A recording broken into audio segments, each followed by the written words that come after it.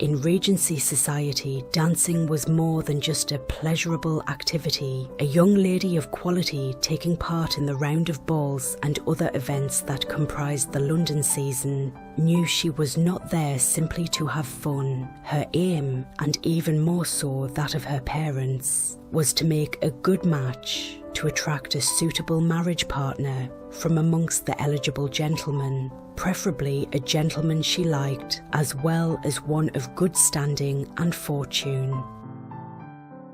Dancing was an important part of this process. It was a chance for a young lady to display the elegance of her person by the way she conducted herself both on and off the dance floor, and for her to meet and converse with potential suitors. There were two main types of ball: private balls and public balls.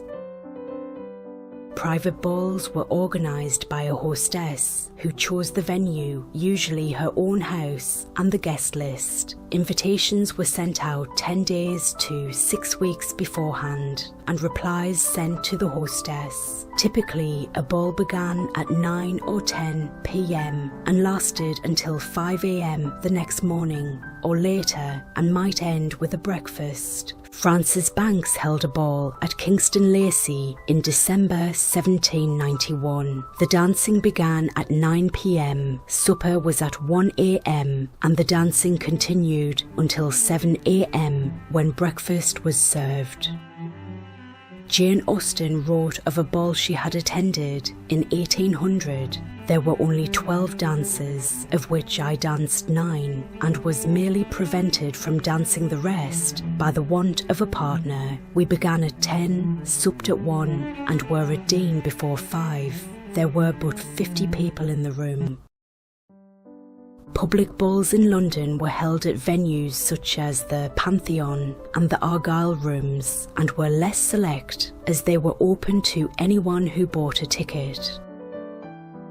The balls at Almack's Assembly Rooms were technically public balls, but as they were ruled over by patronesses who decreed who was allowed to purchase a ticket, they were as exclusive as a private ball. Outside London, public balls were held at local assembly rooms. An unmarried lady of quality always appeared at a ball under the protection of a chaperone, usually an older married lady, most often her mother. It was the chaperone's duty to ensure that her charge's partners were eligible gentlemen. A lady had to wait, of course, for a gentleman to ask her to dance. If she did not already have an acquaintance with the gentleman, then before he could ask her to dance, he had to request an introduction, and her chaperone might prevent this if she saw fit. At a private ball, the most suitable person to perform the introduction would be the hostess or a mutual friend. As the gentleman is a guest of the hostess, to decline the introduction could be seen as an insult, as he has already been approved by the person who invited him to the ball. If the introducer were in any doubt as to whether the introduction was acceptable, they should ask the lady or her chaperone beforehand to prevent any embarrassment. At a public ball, the introduction could be performed by a mutual friend or by the master of ceremonies. At the Meryton Assembly in Pride and Prejudice, Mr. Bingley offers to obtain Mr. Darcy an introduction to Elizabeth Bennet, an introduction that he rudely refuses. Once the introduction was made, the gentleman could ask the lady to dance. An introduction made in the ballroom was considered insufficient for a gentleman to claim an acquaintance with the lady afterward, unless she chose to acknowledge it first.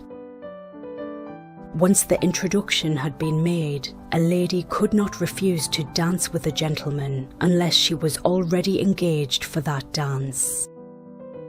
If this were not the case and she still refused, it was tantamount to declaring that she was not intending to dance at all, and she could not accept an invitation to dance with anyone else. In Pride and Prejudice, Elizabeth Bennet is forced into promising the first 2 dances of the Netherfield ball to Mr. Collins, even though he was an unpleasant partner, as she had no prior engagement. Had she refused, she would not have been able to dance at all. A lady would not dance with her brother if she had no other partner. I struggled to understand why this would be frowned upon until I was reminded about the main purpose of dancing as part of the courting ritual. As you would not court your sister, it would be inappropriate to dance with her, in public at least. An unmarried gentleman attending a private ball was declaring he was looking for a wife and was expected to dance. Etiquette decreed that he should dance with any lady who had no partner. If he danced with the same partner twice, he was considered to have shown a particular interest in the lady, and his behaviour could give rise to expectations that he was courting her. In Pride and Prejudice, Mrs. Bennet starts expecting that Mr. Bingley will marry Jane after he dances with her twice at the Meryton Assembly. Mr. Bingley also dances with Jane at the Netherfield ball and spends time talking to her. As the host, he was perhaps following his inclination above etiquette, as he should have been seeing to the welfare of his guests, and could be judged to be slighting other young ladies by not dancing with them, as his pointed interest gave rise to expectations which he did not immediately fulfill. Jane Bennet gains the reputation of being jilted. At a public ball, a single gentleman was not required to dance with just anyone, but should always be ready to partner any lady of his party who was not otherwise engaged, even if it meant dancing with her more than twice. The majority of dances were country dances, and usually a gentleman engaged a partner for a set of 2 dances and changed partners during the break between sets. As these were danced in a long line, with a gentleman facing his partner, the time taken to complete a dance could vary, depending on the number of couples. On average, 2 dances lasted about half an hour. During the dance, a couple were expected to make conversation. There might be a considerable amount of time during a country dance where the couple was not dancing and could more easily exchange comments. Married people could dance, but tended to dance less. As they grew older, the dances were quite energetic and demanded a reasonable level of physical fitness.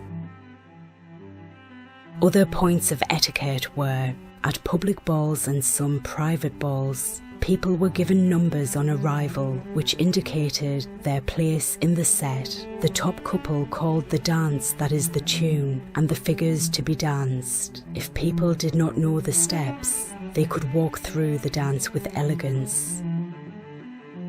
The same dance could not be called twice in the same evening. If a couple failed to take their places at the start, they had to go to the bottom of the dance. It was bad etiquette to leave the dance before it ended. Always wear white or light-coloured gloves at a ball. Never be seen without gloves in a ballroom. And this concludes the video. Thank you very much for watching. If you enjoyed this, please click the like button, give it a thumbs up, and please subscribe for future videos. Thank you.